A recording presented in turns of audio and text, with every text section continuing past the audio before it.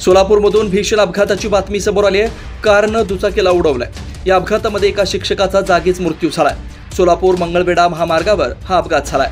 हरी जगताप असं या शिक्षकाचं नाव आहे। ते मोहोळ तालुक्यातील सोहाळे येथील प्राथमिक जिल्हा परिषद शाळेत शिक्षक म्हणून कार्यरत होते। घटनेबाबत अधिक तपास सुरू असल्याची माहिती पोलिसांकडून देण्यात आली आहे। संपूर्ण बातमी पाहूया त्याआधी एचपीएन न्यूजला नक्की सबस्क्राइब करा आणि बेल आयकॉनवरती क्लिक करून नोटिफिकेशन्स मिळवा। घटनेबाबत अधिक माहिती अशी की सोलापूर मंगळवेढा महामार्गावर मोहोळ तालुक्यातील कामती परिसरात असलेल्या वाघोली पुलावर भीषण अपघात झाला। भरधाव कारनं दुचाकीला उडवलं। या अपघातामध्ये शिक्षकाचा मृत्यू झालाय।